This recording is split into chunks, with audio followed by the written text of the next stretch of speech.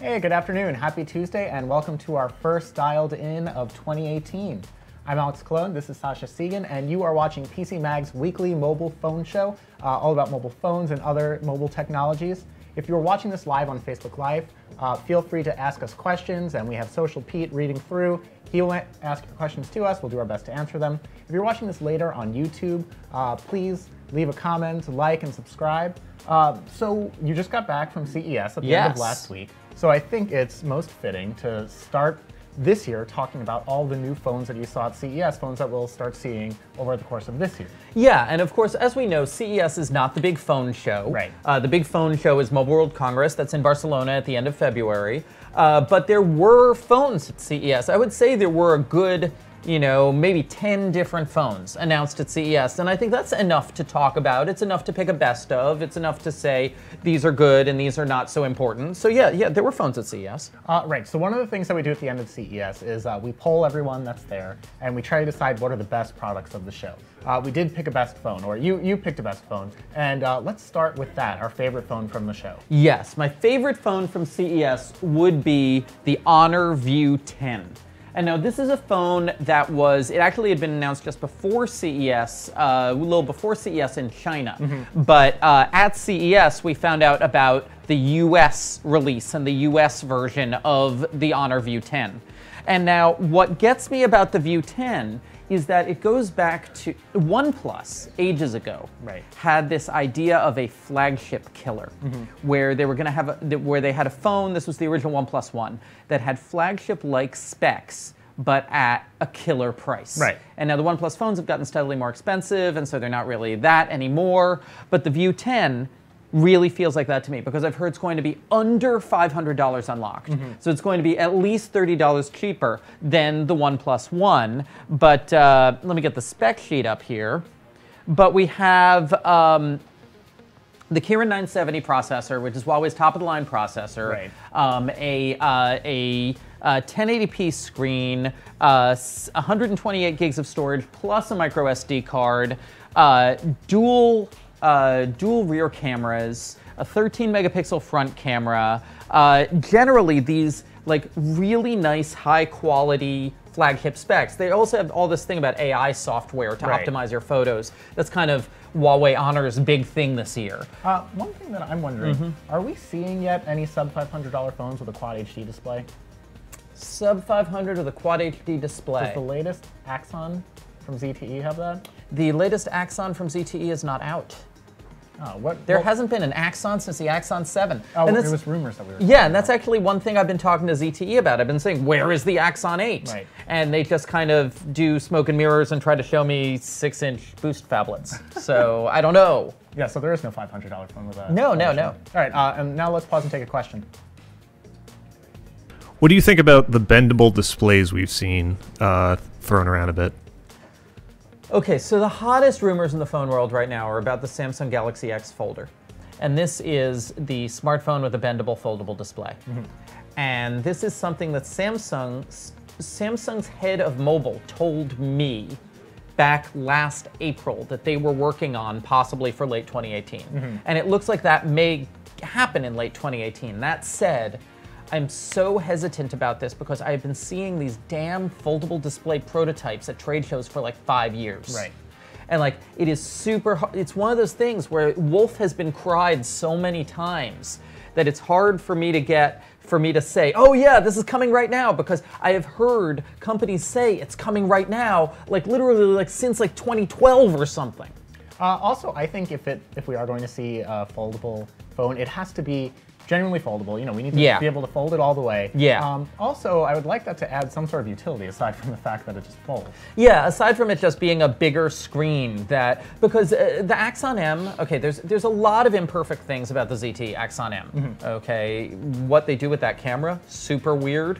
But ultimately, I think just that basic form factor of a phone that folds open into a tablet, right. I think people might not actually want that. All right, so since we're on Huawei, let's talk a little bit more about Huawei. Not necessarily a phone, but you were there for sort of what you described as a meltdown during one of the conferences? Yeah, oh man, Huawei. Okay, so So Huawei owns Honor, and Honor is kind of Huawei's little brother brand. And the View 10 is our, here, let's get this back up here. The View 10 is our favorite phone of CES, and Honor had this very nice launch party for the View 10 where they had some guys, explain what it did. It maybe went on a little long. It maybe was droning on a little much, but it got the message across. But at CES, Huawei was supposed to announce a big deal with AT&T for their Mate 10 Pro phone. Right, which we were talking about just before the show. Right. And so stories have come out since CES that deal fell apart right before CES, and the Wall Street Journal reported this, and the Information reported this. The deal fell apart right before CES because Congress basically has declared Huawei to be an enemy of the state and does not want anyone in the US using Huawei phones. And it's a huge setback for Huawei. And isn't this sort of what happened years ago? Yeah, this is what set Huawei back in 2012. Right. That Huawei was coming up initially between like 2010, 2011, 2012, getting bigger, and then Congress shot them down and called them Chinese spies. And it looks like Huawei was starting to come back again, and the exact same thing happened, and the Republican Congress has basically laid them with a huge blow on the chin and knocked them down. So what problem does Congress have with Huawei? Congress believes that the company is a Chinese government spying operation. And it seems like there is nothing that can dissuade them from that conviction. Huawei swears up and down it is not true. Their phones are used in every other country in the world. Right. So it's not like this is a broad agreement across countries, but there's a group of Republicans in Congress who, are holding fast to this idea. All right, we got a question out there. Was the Hydrogen 1 at CES? No, that rumored phone by the camera company Red, I don't believe anyone saw that at CES. That is a very interesting piece of vaporware. But so Huawei had this keynote where they announced the Mate 10 Pro as an unlocked phone without a carrier partner, and it's going to be over $700, and it's basically the same specs as the View 10. And the idea originally was that the Mate 10 Pro was supposed to be the carrier monthly mainstream version, whereas the View 10 was supposed to be the hip, young, I know how to go online and buy a phone up front version. Right. But the way it ended up shaking out is that the View 10 unlocked. The difference is that the Mate 10 Pro has no LED screen, the View 10 has an LCD screen, but that's not worth $250 more. And neither of these phones are going to sell huge volumes because they're not with carriers, but the View 10 will just kill the Mate 10 Pro in the US. Well, that's a bummer for Huawei, and it's also a bummer for us. Yeah, because Huawei makes good phones. They make a lot of good phones. They make a lot of good phones that are popular elsewhere in the world. Right. And I, for one, am frustrated that Americans don't get that choice to choose whether or not to use this particular phone brand. I don't understand why, we don't get the freedom, so to speak, to be able to purchase these phones if we want them with the carrier contract and payment plan that we want. Right. Well, either way, if the phone does come out and it's unlocked and available in the US, we will be reviewing it. Absolutely. So check back for review. And I mean, you can still buy unlocked phones. Yeah, absolutely. And I think the View 10 is going to do very well in that unlocked market. Yeah. All right, let's move on to another company. Let's talk about BlackBerry a little bit. Yeah, so I talked to BlackBerry, which is now part of TCL. Right. Okay. Another Chinese company, yet the Congress does not seem to believe that it is a nest of espionage. And BlackBerry promised 2 more new phones in 2018, and some other press reports out there said that they have promised 2 more hardware keyboarded phones in 2018. I'm not entirely sure if that is the case. There'll be at least 1 more hardware keyboard phone in 2018. They launched the Blackberry Motion, which is a full touch BlackBerry branded phone. Right. Not as popular in the US, that style, because people, when they think about BlackBerry here, they think about that keyboard. But I am excited to see that there'll be another BlackBerry with a keyboard, maybe 2, coming up this year. Now, are you expecting a classic, sort of quarter screen BlackBerry classic keyboard? Heck yeah. I mean, I love the BlackBerry Key 1 form factor. I think that's the BlackBerry that people want. Right. Maybe they'll have something like the Passport, which is wider with a bigger keyboard. Because I thought the Passport, like if you remember the Passport, I thought the Passport was a pretty cool device. Yeah. Yeah. What if, do you think they'll bring back a Pearl? Oh, I don't think they're going for that market anymore. I think the youth market is lost to BlackBerry. This is for doctors, lawyers, government officials, people who are, you know, really, really serious about their work and apparently about texting their friends under the table. We have a question.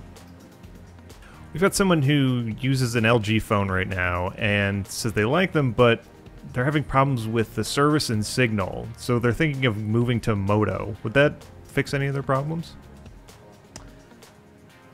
Are Motorola phones better than LG phones? Well, we do have a story out there right now where we had a well-respected lab called Cellular Insights look at the signal strength for certain leading Android phones. They looked at the LG V30, the Samsung Note 8, I believe, the Pixel 2, and also some iPhones for comparison. Mm-hmm. And the Mate 10 Pro, for that matter. And they did find that at certain signal strengths, and we can link the story so you can see the charts, LG was behind Google and Samsung. Mm-hmm. So if you move to Moto, you might get somewhat better signal. The two that we can prove numerically with this lab test are if you switch to a Pixel or you switch to a Samsung, you will probably get better signal. Go look at the charts in the story. Pete will link the story for you. But it also depends on what phone you're using, which LG phone you're using. Oh yeah, like if it's an old LG flip phone. You make a really good point. I was like in my head about, comparing the latest smartphones. Okay, what may be happening to you is if you have an older phone, it may not have all of the frequency bands that your carrier supports. Right. Thank you, Alex. Okay, so our wireless carriers have been adding new frequency bands with time. For instance, T-Mobile added band 12, and then it added band 66, and now it's adding band 71. Mm-hmm. AT&T added bands 29 and 30. Verizon added 66. If you don't have the latest frequency bands in your phone, whether it be LG or Moto or whoever, then you're going to have signal and connectivity problems. And then in that case, the answer isn't necessarily switch brands, it's just upgrade to a more recent phone that has your carrier's entire band plan. Mm-hmm. All right, let's get back to BlackBerry. Yes. So, 2 new phones in 2018? Yeah, 2 new phones in 2018. At least one will have a keyboard. Some press reports out there say 2 with keyboards. That isn't what they told me, but you know, they may have been telling different people different things. Okay. Looking forward to it. Hopefully we'll hear more at Mobile World Congress. All right, now let's move on to ASUS. Mm-hmm. So they announced the Zenfone Max Plus. Yes. Which you found pretty compelling. Yeah, I mean, once again, like I'm really into these less expensive phones right now. Mm-hmm. I don't know, like, the Zenfone Max Plus, I believe it's $229, mm-hmm. and you get a lot for your money. It's 5.7 inches in a 2x1 form factor, so right. The tall, narrow phones that we like nowadays. Has dual rear cameras. One of the rear cameras is wide angle. You don't see that sub 250. Mm-hmm. Like, you don't see that wide angle camera on phones this cheap. Generally, like with your Motos, I believe you have to go up to an X4 for that wide angle camera. Right. So, yeah, the processor's a little slow. It's MediaTek, but you gotta cut corners somewhere. Yeah, in terms of an unlocked phone at this price point, you know, we haven't tested it yet, and you know, AJ will probably take a look at it and review it, and then go, you know, give the award to the G5 again. But I think that it's a really compelling feature mix. And what is the release date on that? It's coming soon. Mm-hmm. Yeah. All right, so that's one to watch out for. Yep. So there was also news from Samsung at the show.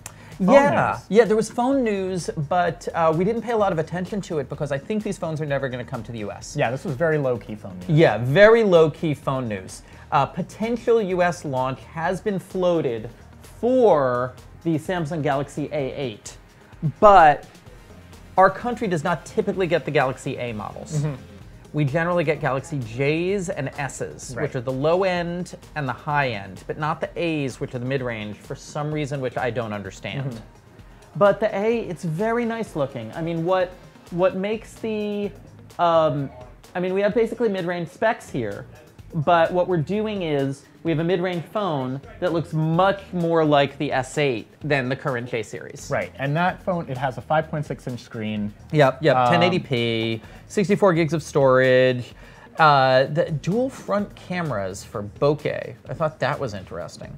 So like bokeh selfies? Bokeh selfies. All right. Yeah. So it'd be interesting to see if the Galaxy A's come to our carriers. I think it'd be a good addition. All right, now let's move on to Sony. Sony had a few new phones. Sony had a few new phones.